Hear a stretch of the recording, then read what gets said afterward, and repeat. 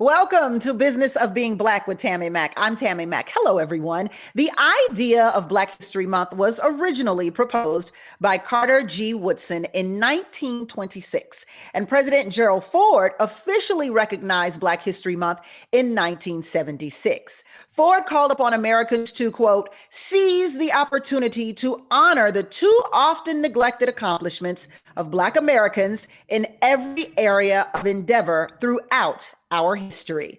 But is a month long enough? And was the month created to appease us so we wouldn't focus on the continued injustices we face in legislation? Let's get down to business. The business of being Black is Black History Month. Please welcome Associate Professor of History at Ohio State University, Dr. Hassan Kwame Jeffries. Hi, Dr. Hassan. Hey, it's great to be with you. Associate Professor of Africana Studies at Stony Brook University, Dr. Zebulon Maletsky. Hi, Dr. Maletsky. Hi, Tammi. Good to be here. Professor and author Dr. Elwood Watson is here. Hi, Dr. Watson. How are you? And social services and disability specialist Derek Miller is on deck. Why should Black people care about Black History Month? Dr. Zebulon. Well, when you think about it, this has become an annual kind of conversation. Every year, people are asked that same question, well, shouldn't Black History Month be all year? Or why do we only celebrate it for a year? It's a tradition that goes back over, years and decades. And it starts with the dream of one man, Carter G. Woodson. Yeah, Derek. Black History Month is patronized because it separates Black history from American history. And it's the same as all around American history. It's like saying, you can have your month, but let's get back to the real, to the real history of schools and 11 months. We have a lot to do. And I think there's this false perception that exists that says that Black people are not equal to all American. Black history is not equal as well. And so I think what we need to do is separate the Black History Month, and it is being patronized. Dr. Jeffries, your thoughts. Why should Black people care about Black History Month? Well, Black History Month is a time to shine a light on the experiences, the unique experiences of African Americans, not only about the contributions that they've made to this country, but a time for reflection, for celebration, as well as commemoration. It is a point of entry. It is not the beginning. It is not the end. It is a point of entry for a deeper, more substantive dive into the Black experience. And there's a lot for us to still learn, not just to get together and to celebrate, but to learn and for others to learn. A moment of focus is how I like to think of it, a point, a jumping off point, a diving in point. And so I think it still has a very strong resonance and important purpose with us today. Mr. Watson. Yes, I concur with Dr. Jeffries. I think Black History Month is African Americans, we people of African descent have had a very, very unique and distinctive history in the United States of America. And it is nothing wrong with focusing specifically on a month to address those issues. That being said, certainly, yes, Black History needs to be talked about and all throughout the year. But I think, we can learn and commemorate and celebrate from each other because Americans in general are horribly ignorant of history. And I think we need to know our history and who we are and and the contributions we have made to society. So I see nothing wrong with having a specific month that heightens the celebrations of people of African descent. But yes, we certainly need to be celebrating Black history and remembering it year round. When you say Americans don't know much about history, are you referring to American history in totality or just Black history? I'm talking about American history in totality, but especially Black history. Yeah. It's funny how people can rattle off all of America's history. And then when you ask who Carter G. Woodson is, they're like, who? Right. I always find that interesting when I'm talking to my friends. I'll put it that way. Okay, Dr. Zebulon, let's talk about why this month was created, keeping in mind that it wasn't actually a month that it started. Yeah. This was originally started as Negro History Week, would have been how it was referred to back then, 1926. And I mentioned earlier, started with the dream of one man because Carter G. Woodson had attended some celebrations and noticed that people were, celebrating around Abraham Lincoln's birthday. They were also celebrating around Frederick Douglass's birthday. Frederick Douglass didn't know his birthday, chose February 14th as his birthday. And because so all of those things rolling around the same month and a celebration of presidents and American history, it gave him the idea, the inspiration that this could be a way, maybe this could be a way to get Americans to understand African American history, to appreciate it, and maybe even appreciate African American folk in the country, if that makes sense. Just not only their contributions, but their role as Americans. And so I think that's kind of what it's about, and that struggle lives on. That's how it started, and that's how it's still going today. So let's continue on that vein of appreciating African Americans. Does Black History Month set us back, or does it actually help us to progress? And I'll give that to you, Dr. Jeffries. Oh, it definitely helps us to move forward. I mean, but we have to be realistic in the sense that just shining a lot of drawing attention to the African American experience on terms that African Americans themselves are establishing is critically important. It's not a setback in the sense that it's sort of exclusionary in some sort of 21st century segregation Jim Crow way. It's hardly that at all. It's a time for people to pause and recognize, right? That let's learn a little something about the Black experience, about African American sacrifice, African American struggle, and African American contributions to building this nation, not just in terms of a handful of inventors or dancers or singers, but in creating an American democracy that, short of the Black contribution and the Black struggle and the Black sacrifice, wouldn't exist in the way in which it exists today, as fragile as it is. And so it's now, and having said that, you are always going to have those who were fundamentally opposed to it in the first place. And he's like, well, why do you have Black History Month? Well, why do you have a show called Blackish? I mean, you see these arguments, right, from some who will come at it from that angle. And that's fundamentally ridiculous. There's no reason. There's enough room on the calendar for everybody.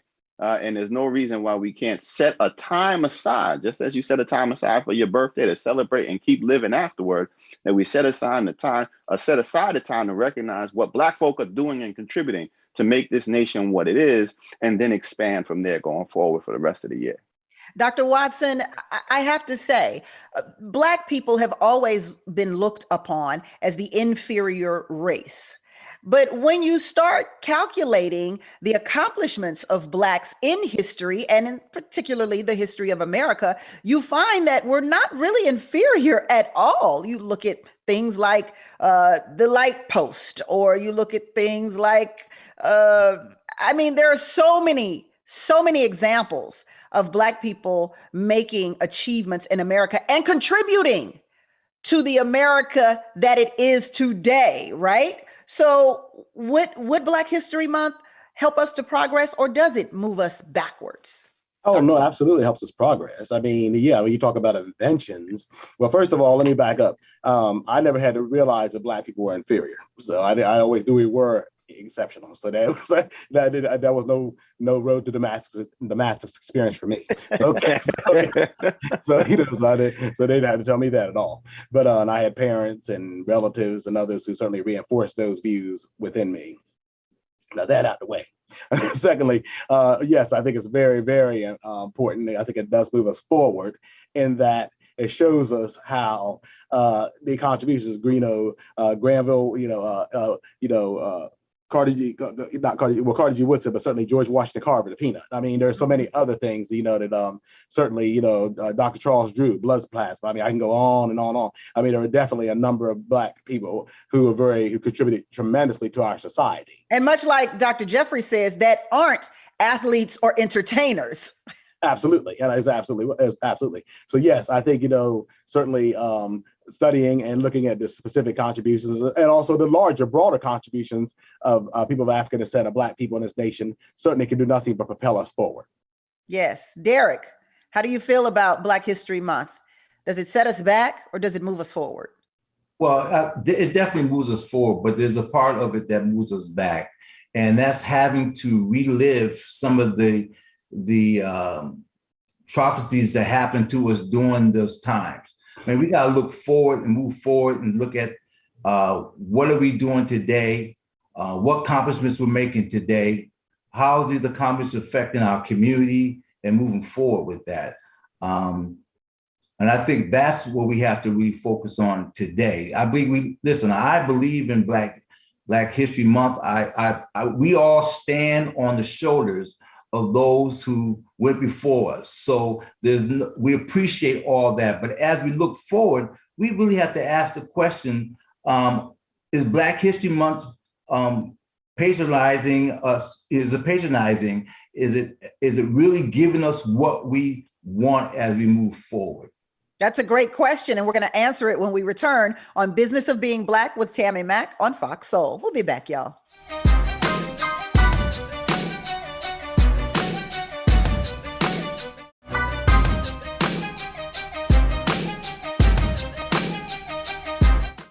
Welcome back to the Business of Being Black with Tammi Mack. And the Business of Being Black today is Black History Month. Please welcome Associate Professor of History at Ohio State University, Dr. Hassan Kwame Jeffries, Associate Professor of Africana Studies at Stony Brook University, Dr. Zebulon Maletsky, Professor and author, Dr. Elwood Watson, and Social Services and Disabilities Specialist, Derek Miller. Thank you for joining us. Okay. On the topic, I'm going to you, Dr. Zebulon. Bath and Body Works received backlash online for having a Celebrate Black History Month section with African-themed designs. When Derek was talking about, Black History Month not being used to patronize Black people or to patronize Black people. Is this an example of that? How do you feel about a white-owned company trying to capitalize off Black history by selling Black-themed merchandise? I have to add that Bath and Body Works also contributed $500,000 to the National Urban League. Yeah, well, I mean, haven't people called in the past for corporations and American companies to do things like that, to make, a contribution or to at least try? I don't, I'd have to know who the suppliers are. They Black-owned suppliers? That could be positive. Putting that in a major store, major like chain store like that, and a Black-owned supplier could be a game changer economically. But short of that, I mean, I can understand. I mean, some people might find that to be patronizing in terms of as an insult to one's dignity and integrity. And that part, I can understand. But patronizing means to when you kind of like lower yourself, or that somebody's doing you a favor, by doing something. There's nothing about Black History Month that was given to us. Black History Month was built brick by brick by Black thinkers, leaders, and organizers, and just humble teachers and librarians. And so the fact that, a corporation may want to try to celebrate that, I don't necessarily think it's a bad thing, but what's the intent? And is it actually building economic, wealth in the Black community? And I think that's the problem with what we are fighting for today. We appreciate the sentiments, right? We appreciate the Africana-themed Bath and Body Works bubbles, right? Forgive me. Good idea. No, just kidding. We appreciate that. But like you suggested, who were your suppliers? Did you seek out Black suppliers and Black-owned companies to maybe design the scents for Black History Month? Did you get some Black people who deal in perfumes and scents and things of that nature? I think that's what we're asking for now. This argument came a few months ago when they changed the Aunt Jemima pancake box to the original maker, which is Pearl Milling Company, and then they took Uncle Ben's off of the Uncle Ben. And so Black people are saying, no, no, no, no, you're seeing this all wrong. We're not asking that you remove us. We're asking that you include us in the financial uptick of your company, of America. That's what we're really asking for. Dr. Jeffries, yes, no, maybe so? Yeah, but I think it's a combination, right? In the sense that some symbols do need to be removed. I mean, stereotypes and marketing branding that's rooted in Jim Crow minstrelsy doesn't have a place in 21st century America. But it is not enough simply to remove the vestiges of Jim Crow without changing the substance of the engagement within the African American community. So in that sense, Tammi, I think you're absolutely right. It isn't just whether we're talking about Bath and Body Works or any company or corporation. It has to push beyond the mere symbolism to the substance. Are you bringing in and inviting in people of color and African Americans in particular to help remake and reimagine the company? It's not enough just to sell us your products. It is important that we be part of the economic building of that business. So yeah, the symbols are important. Removing symbols, these last vestiges, is critically important. But you're absolutely right. It is about the substance of the company and the corporation and moving in a more inclusive direction and empowering not only Black consumers, but also Black decision makers within the company itself. Yeah. Dr. Watson, how do you feel about that? Excuse me. Yes, absolutely. I actually have written an article about this back in 2020 that discussed, and that's also an essay in my book on Keeping It Real, Essays on Race in Contemporary America by University of Chicago Press. I talk about, let's not get too wrapped up in symbolism as opposed to substance.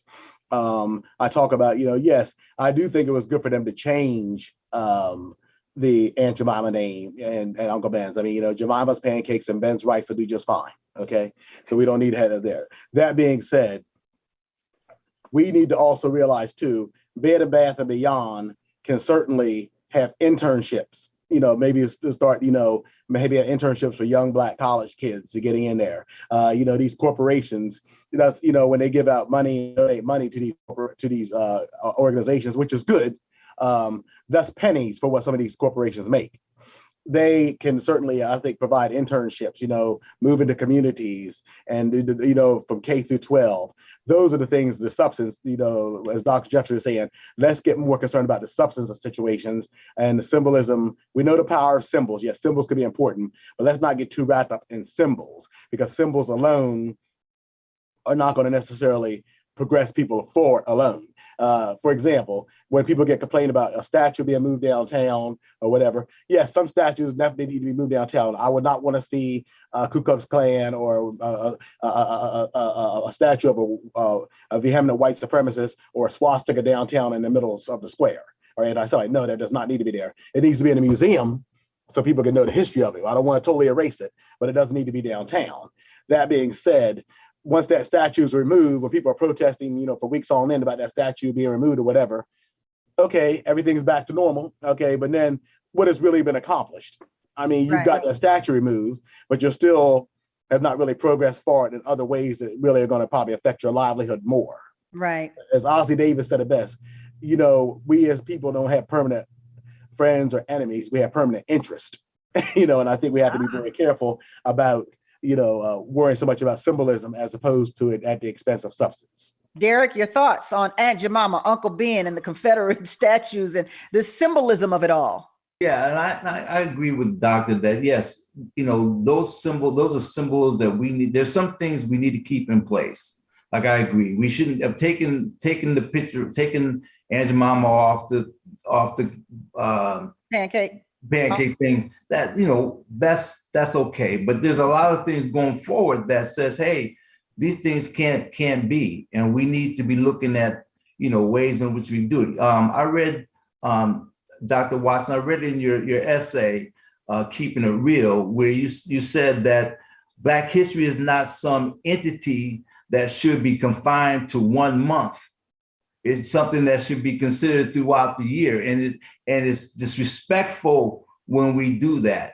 So when we start looking at how we want to see our history being taught and being seen, it has to be something that's longevity, not just in a month situation, but we see it every month, just like every year, in every aspect of our society, like we see any other culture's history. Interesting. We're talking about brands and them celebrating during Black History Month. McDonald's is a brand that has this whole theme, Black 365, which it insinuates and implies that they celebrate Black history 365 days of a year. There's a question that I want to definitely ask you, Dr. Zebulon. We probably won't get to answer it until after the break, but I want to talk about the kente cloth theme when it comes to Black History Month. I'm wrapped in kente cloth right now on this show, and so are all of you. And when we talk about Bath and Body Works, these themed scents are wrapped in the African kente cloth type of fabric material. So I want to talk about how that equals to American Black history when we come back on The Business of Being Black with Tammi Mack on Fox Soul.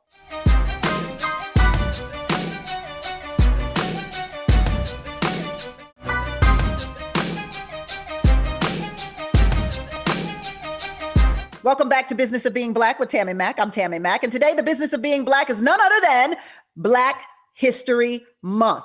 Dr. Zebulon, I got to know how this kente cloth gets wrapped all around American Black history.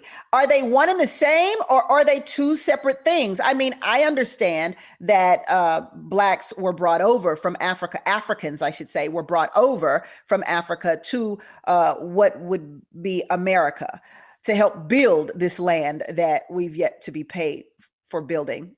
Need I slide that in there? However, when it comes to the kente cloth, for some reason, white-owned companies feel like this is a representation of what Black people want when we want to be acknowledged, in particularly Black History Month. And after George Floyd lost his life and was murdered at the hands of police, I think it was Congress that had kente cloth scarves on to show, to honor George Floyd. And now we talk about Bath and Body Works, whose products have kente cloth bottles. So how do we make the two become one when we talk about Black History Month? Yeah. I think that's right there is what you just said. That's where we're dwelling right there, that middle place, where the two things begin to merge. And that's important because it shows some of the contradictions. It shows, unfortunately, some of the inner conflict and the dilemma of being both Black and American, and being Black in America and African American, and just even how Africa itself is seen. Kente cloth is from Ghana. It's an African thing that African Americans have adopted themselves. And I think that means that people probably need to maybe ask permission or even show more. Well, who do you ask? Who do you ask? Or just before because it's bad optics. It's bad optics, and it's and some of my mentors would say it's just bad. It's bad politics because although it probably comes from a good place, it probably came from a place unintentional, and so on. But that happens all the time. And what was I trying to say about that? I just think that Du Bois talked about the double consciousness. Dr. W.E.B. Du Bois. And African Americans are always aware of their two-ness, their duality in this country. And so the example you're giving is a perfect example of that. Does Bath and Body Works, right, have Bed Bath and Beyond or Target or any of these corporations have the right to, not the right, but is it the right look, and is it the right optics, and is it showing enough respect to just co-opt that very powerful image and what it means to Black folk? And see, that's a sensitive point right there. Yeah. To me, it's not so much whether it's right or not, but I understand why a lot of people, a lot of Black folk especially, might not feel good about it, because so many things have been taken, haven't they? So many things have been co-opted. Everything that Black people do ends up being commodified in a way that doesn't necessarily bring dollars back to Black America. So I, as I said before, if it's something like that, maybe we've learned our lesson this time around. It's 2022. Well, what I would like to see, honestly, let's go with this Bath and Body Works thing. I would like to see on the bottles, as a woman who shops there, as a Black woman who shops there frequently, I would like to see on those bottles for Black History Month, Black women who we don't know about.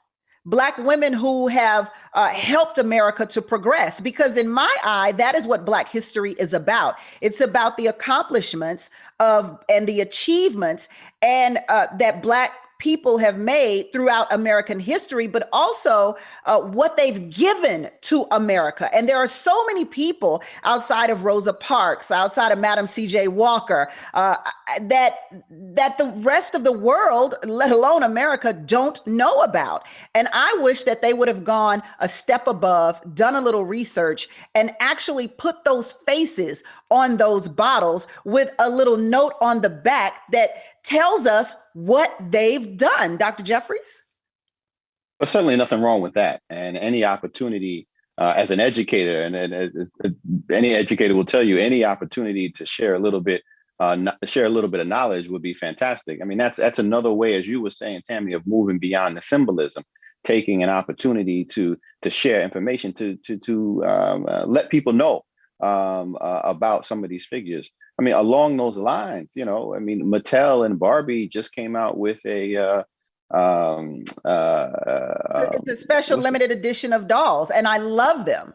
Right, but Ida B. Wells, right? I mean, so here, but now Ida B. Wells, Rosa Parks, they have a few, yeah. Right, but that raises the whole issue too of, I mean, look, we live in a capitalist society, right? Capitalist economy, right? And so these corporations, their number one goal is to make money. Now, the question I think for us is how do we in a capitalist society, because this is still where we are, how do we nudge corporations in a way that their commitment or interaction with us is coming from not just a profit incentive, but from an ethical position? And that's not easy. That's not easy to be done, and it may not be possible to be done. But it certainly is incumbent upon us to do our best to try to have a measure of accountability, and as you say, in this profit motive, have some ethical boundaries and some possibilities for doing some education in the process. Yeah, I think that educating people, it gives Black people a different, it makes people view Black people in a different way. And I mean, by people, I mean other ethnicities view us in a different way, because they get to say, oh, a Black person did that. Oh, that's a Black person. And it gives you a different perspective of what it means to be Black. And it also moves us past the whole thug drug selling position, Derek, let's speak on that. Yeah, I mean, I agree. I think what happens, we made this, it's all about money and making money. And what they have done is capitalize on our ethnic background and say, hey, let's make a kente cloth. Let's do these kind of things. And there is no education or history tied to it. So it's a business. But the other side is we as Black people are not necessarily calling them on the carpet about it.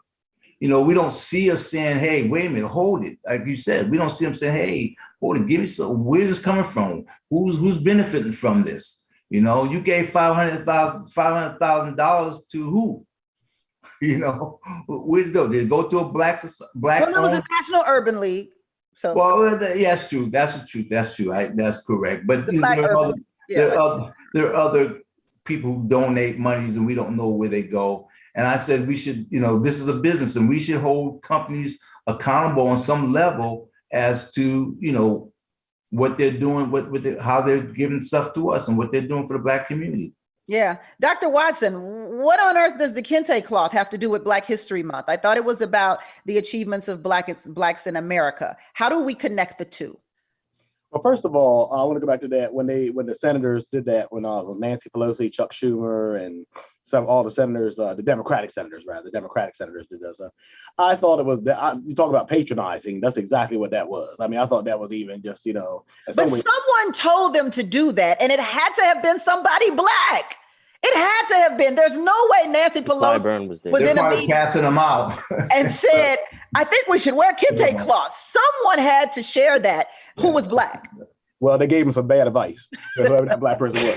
So it was, but I think that because it was really, really, it was, to me, it was a very, very, patronizing situation. To me, I mean, first of all, let's get some laws passed, okay? Let's get some laws. Let's worry about getting things passed. Let's worry about police reform and those type of things, and worry about kneeling and all that, because that in itself is Congress they got more important things to do than go and do stage and kneel down in kente cloth. Okay, so the last thing we need to see is a bunch of 75 and 80-year-old senators, white senators mostly, kneeling down in kente cloth. So that being said, that's almost surreal. Anyway, I would say, no, I think the point that's been made so far, some of these points have been very valid.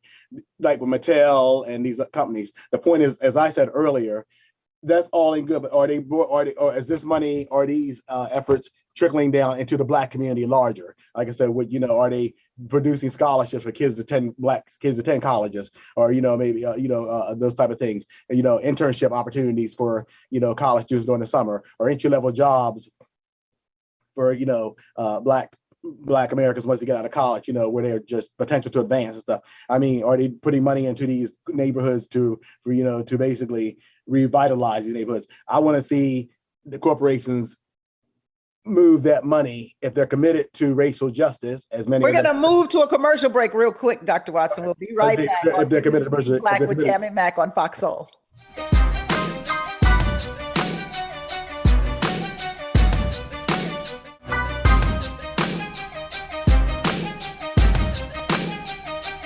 Welcome back to Business of Being Black with Tammi Mack. I'm Tammi Mack. Let's get down to business. The business of being Black today is Black History Month. Please welcome Associate Professor of History at Ohio State University, Dr. Hassan Kwame Jeffries, Associate Professor of Africana Studies at Stony Brook University, Dr. Zebulon Maletsky, Professor and author, Dr. Elwood Watson, and Social Services and Disability Specialist, Derek Miller is with us today. Derek, 39 Republican lawmakers, led by Senate Minority Leader Mitch McConnell, pushed back on President Joe Biden's proposal to teach more Black history in schools, in the United States schools, calling the proposal divisive. Is the fact that so many people are pushing for less Black history evidence that we need more of it? Yes.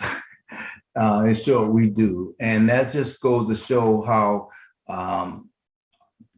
politics is looking at this and patronizing this whole system by putting us and blocking us into saying, okay, let's take it out of schools, or instead of looking at it as an opportunity to share more of our history, they want to take it away. And I think this is where we need to be standing up and saying, no, this is our history. It needs to be taught. Dr. Jeffries, would it be enough to not have a Black History Month and just include Black history in American history?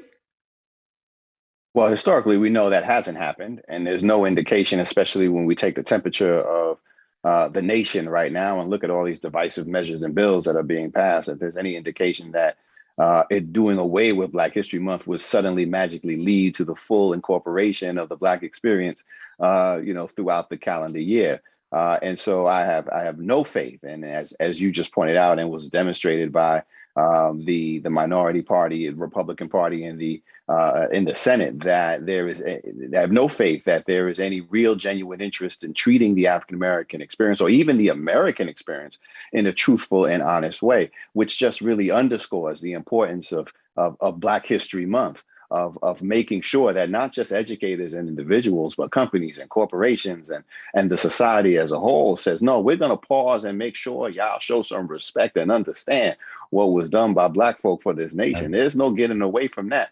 And that's where the fight is. I mean, this is the same fight as Brother Zeb had pointed out. This was the dream of Dr. Carter G. Woodson, and he understood the importance of shining that spotlight because it was being ignored. And as long as you can ignore it, you can change what happened. And that is still the situation today.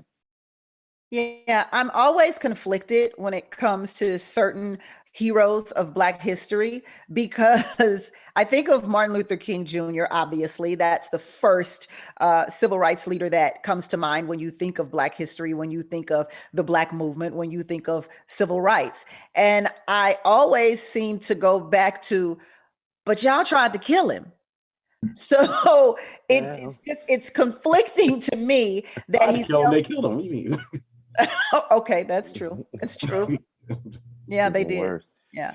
And so it becomes conflicting to me how America can hail him as a hero in one breath and point to him as the shining example, but that same America who is still to this day in the Senate, in the House, most of them are still there. This is what I don't understand, that people don't realize. Most of the people who voted Martin Luther King Jr.'s day as a holiday down are still representing their states right now.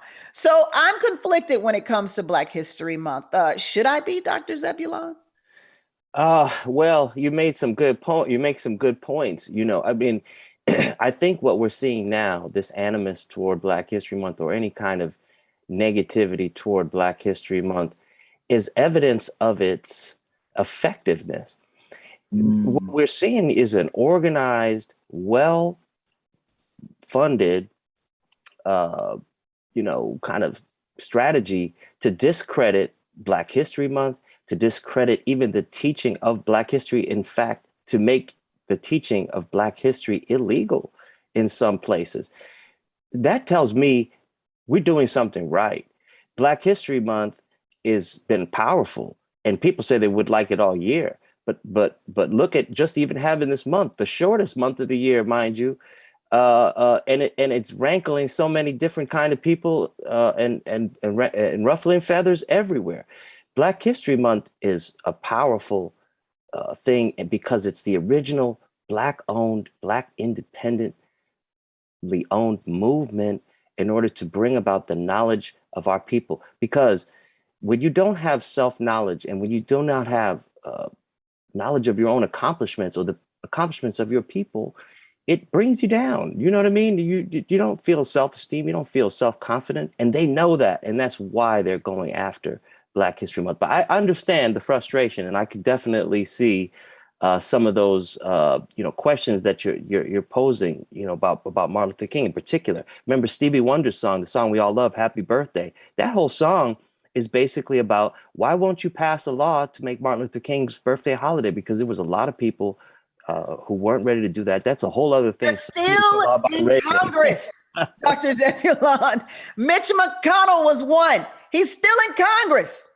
Well, yeah, I know. I hear you. I mean, Dr. Jeffries pointed it out. This isn't just about celebrating Black History Month. This is about democracy. This is about a deeper, sort of trying to uplift what America could be. Remember, America said all men are created equal, but it couldn't live up to its own stated principles until Black folk came and other groups and pushed it to live up to those higher ideals that it stated. As King said, be true to what you put down on paper. And so Derek, America ought to be thanking Black folks. We can help them get to make this country that's all I'm saying. We should be smiling. Everybody in America should be smiling. Black people are here. We're the reason the soil has been Black tilled. History Month. Don't profit off Black History Month and let it go.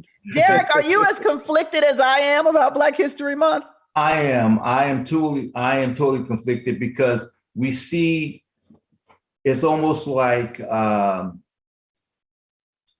Dr. Jekyll and Dr. Hyde, Yeah, Dr. Jekyll and Mr. Hyde. Yeah. Hyde, because we see one thing, well, we're going to do this, but you end up doing that. You're promising that you're going to do something, you're not following through with it. And these politicians will show a face that says, hey, vote for me. Listen, President Biden said, listen, I'm gonna put a black person, a black female in the Supreme Justice, right? So why you say that? You say that because you wanted our votes. You wanted us to be part of that. And you now you're into a point you're kind of like almost backstepping a little bit, but it's because you're getting pushback from the party about it. You know what I'm saying? You say something one way, but then when it comes down to putting my grandma used to say, the rubber hits the road. Now you're doing something different. So definitely. So, Dr. Watson, we talk a lot of flack. I love America. It's a fantastic country to live in, and you can do and be anything. We give America a lot of flack for Black History Month being 27 days out of the year. But honestly, it was Carter G. Woodson who said, I want it to be this week. And then President Ford said, hey, let's just have it the whole month of that same month of the week that you already had it in. So why do we blame America for Black History Month being 27 days? Well, I mean, I guess that's something, I guess we, I don't know if people are blaming America. I think that, I think people are more concerned about the. Well, we always say, yeah, you give us Black History Month, but you give it to us for the shortest month of the year. Well, nah, they didn't really give it to us the shortest month of the year. It was already there in that month. Yeah, it was. I don't know. It was by a Black man. Yeah, I think that goes back to, people, I think, get them misdirected. I think, because I think we spend, again, the month, okay, baby, okay, if we want to change it to August, is that going to make it too much difference? No. Okay, let's change Black History Month to August. Instead of February, we'll make it August. Let's take a month that has 31 days instead of, 20, 20. Right, let's make it December. Let's make it one of 31, it was it August and December and May. One of the months that have 31 days, we'll all be happy. Okay, but the longer months of the year, not when the 30 days and not when the 20 days. Hold that thought, Dr. Watson. We'll be right back on Business of Being Black with Tammi Mack. Okay.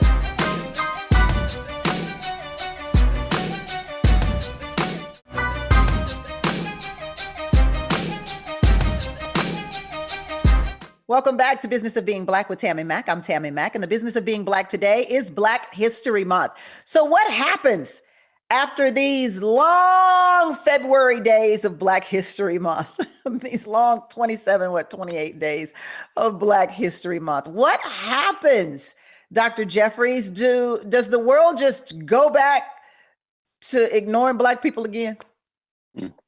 Well, hopefully not. Hopefully at the end of February, as we move into March, we continue to the process of learning. I mean, Black History Month is not just a celebration, a time to sort of commemorate or mark the contributions, but it's a time for deeper understanding, deeper learning, not only of the past, but the ways in which the past informs the present and shapes the future. So as we move from February into month, as we change the focus a little bit, right, from African American history to women's history and the like, hopefully everyone takes a little bit with them into March, continues to study. The corporations and the companies don't certainly say, okay, now we're done with them, but they have learned something as well, partnered with new people, invested in new entities, so that the business of being Black, if you will, continues beyond February into the months ahead.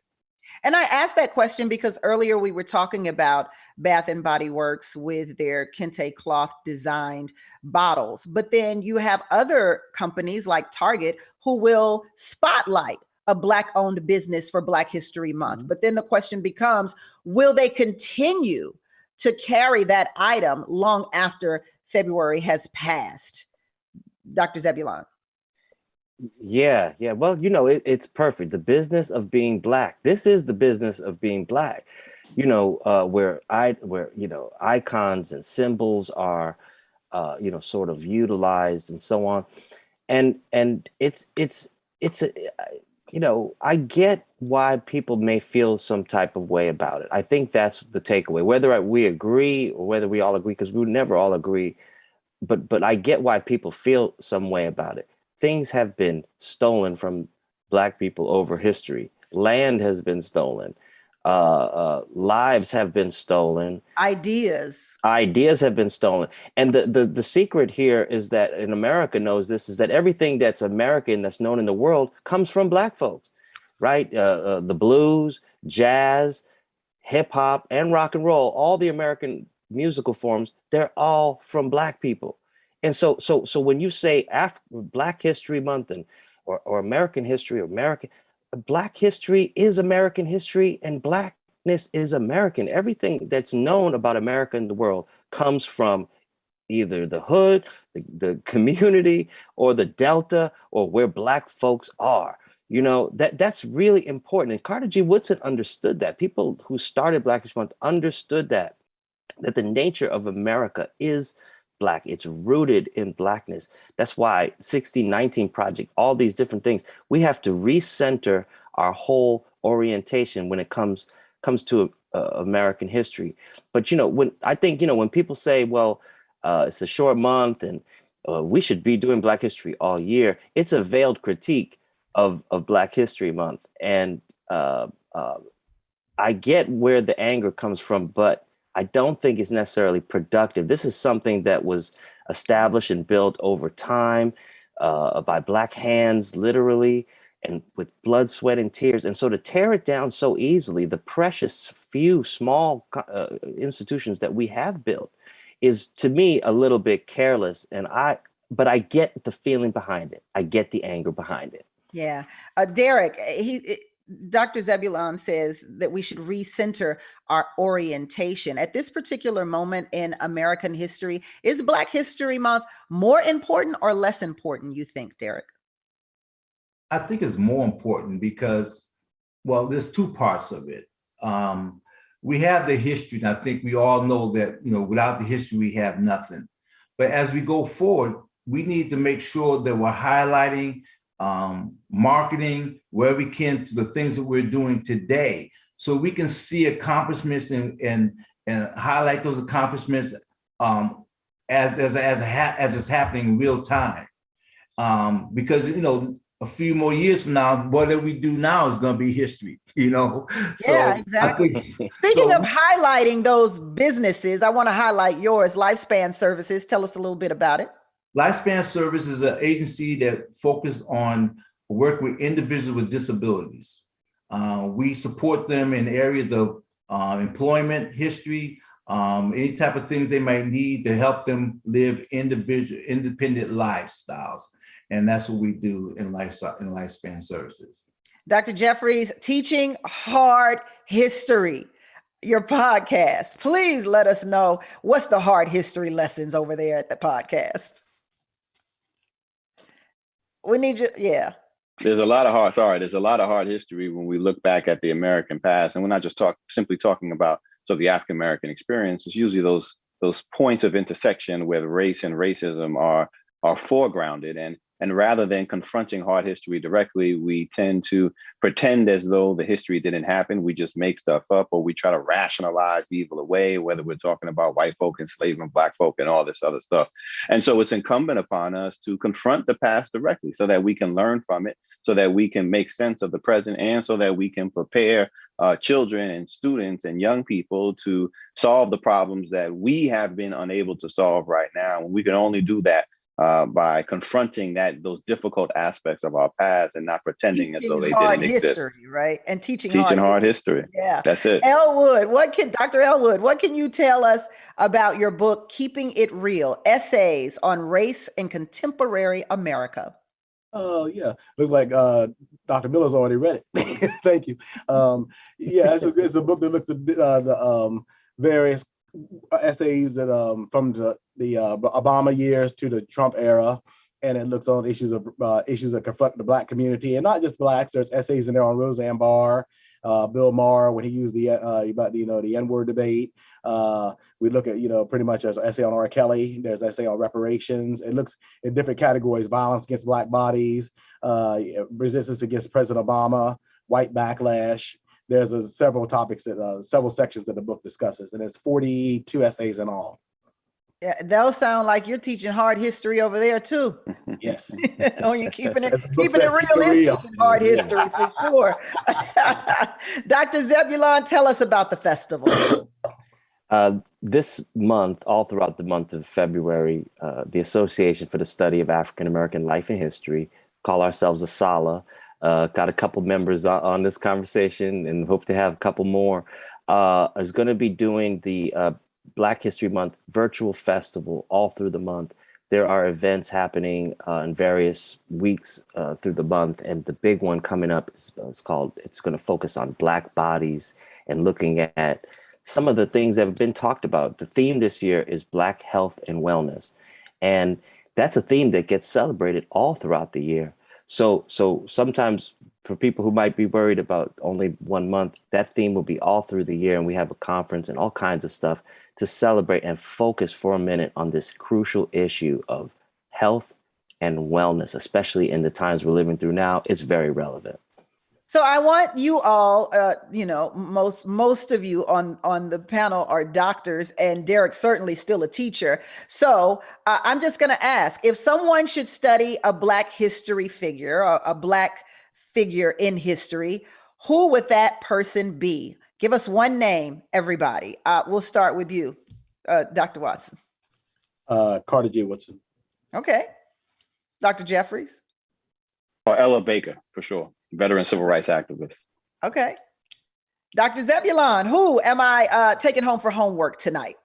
I'm going to go with Charles Chestnut, a writer and an author and a thinker who had a very interesting perspective and point of view on Blackness. Derek, who you got? I have our own Dr. Watson. Dr. Watson, there it is. All right, coming up next, it's Hollywood Unlocked. That's it for Business of Being Black. Tammi Mack on Fox Soul. Bye, y'all. Bye.